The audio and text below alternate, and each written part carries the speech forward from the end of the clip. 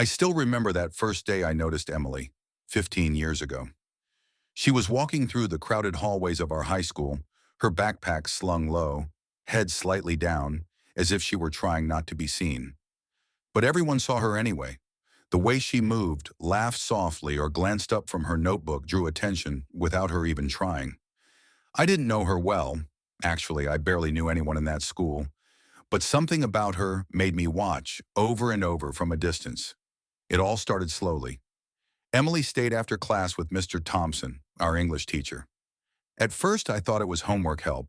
She always seemed a little nervous, and he was kind, professional, on the surface.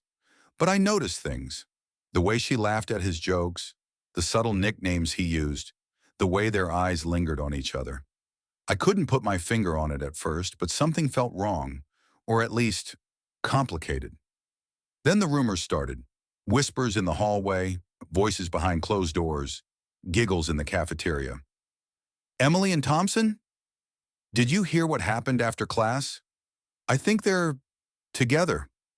At first I tried to ignore it. Everyone whispered something in high school, right?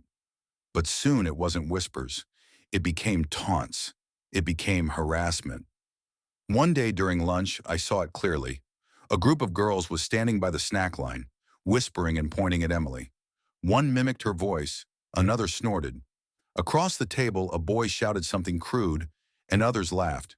Emily's hands shook as she tucked her hair behind her ears, but she kept her head down. I wanted to rush over, say something, do anything, but I froze. I was paralyzed. I couldn't help her, and it escalated.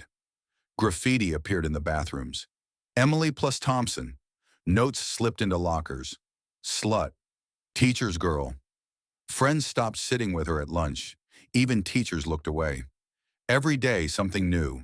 A whisper, a shove in the hallway, a cruel comment that left her blushing or trembling. One afternoon in art class, I saw her quietly crying over her sketchbook. A group of girls snickered from the doorway. I watched, helpless, as she rubbed her eyes and tried to focus on the paper, pretending nothing was wrong. I wanted to intervene, but I couldn't. Detention was worse. I accidentally walked in one day and saw her sitting close to Mr. Thompson, whispering and laughing. Not friends, not normal. My chest tightened. I didn't stay. I slipped out quietly. Later I realized she probably didn't notice anyone watching. But I did, and I hated myself for it. I tried following her after school once, just to make sure she was safe. She noticed, stopped, and gave me a look that froze me in place. It wasn't anger. It wasn't fear. It was something harder to describe. A silent warning. I didn't tell anyone. Who would believe a 16-year-old boy who saw nothing but somehow knew something terrible was happening? Then I started hearing stories from other classmates. Some girls whispered that Emily had friends in the staff. Others joked that she was lucky. The truth was darker. She was trapped in a situation she didn't understand fully, manipulated by someone with power over her, surrounded by people who laughed behind her back or looked the other way. Emily started keeping a diary. I never saw it, of course, but I learned later that she documented every insult, every note, every glance, every cruel joke. Each day, a record. She wrote names, dates, conversations, even small gestures that hinted at what people were thinking. It became her shield, her silent rebellion against a world that refused to protect her. I remember one particular incident. A boy grabbed her tray in the cafeteria and tossed it on the floor.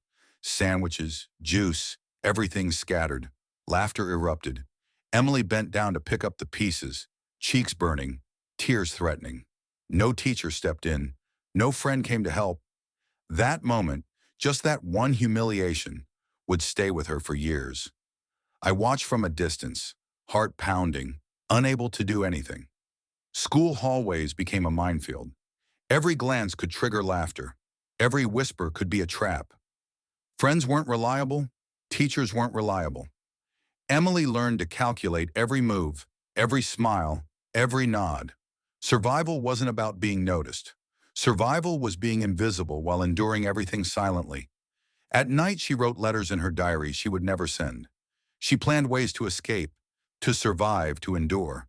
She feared running away from school because of her family's reaction, feared telling anyone because they wouldn't believe her. Each decision was impossible, each choice a balancing act between shame, fear, and instinct. Then came high school senior year.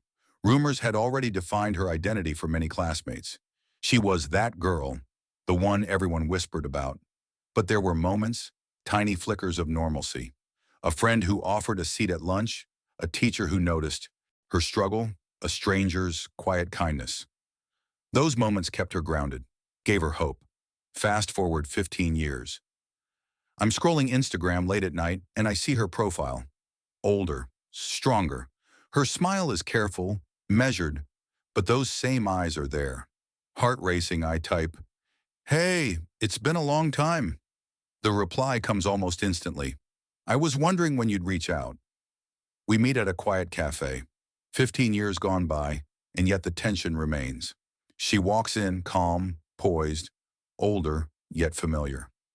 "Hey," she says, "it's been a long time." I nod. "Yeah, 15 years," I say, awkwardly laughing. Her hands tremble slightly. Eyes drift toward the window. She starts slowly, recounting her story. Not just the teacher, not just the whispers, but everything. Friends who turned, teachers who looked away, classmates who laughed at her humiliation. Nights alone, pacing, writing in her diary, crying, planning escape, documenting every detail. Names, dates, conversations, every humiliation, every small victory. Then she reveals things I never imagined. She helped others escape harassment, lied, hid truths, manipulated situations to protect them. Other classmates tried to blackmail her, spread false rumors, twist events. Each revelation is a shock, a twist I didn't expect. She reads excerpts from her diary aloud. I had to smile while my friends whispered behind me. I had to pretend it was normal. I had to survive. Her voice cracks. I sit, stunned, absorbing every word. Hours pass. Every scene she recalls feels immediate. Lunchrooms, hallways, notes, whispers, shoves, betrayals, moments of unexpected kindness. The story becomes a web of choices, consequences, and survival.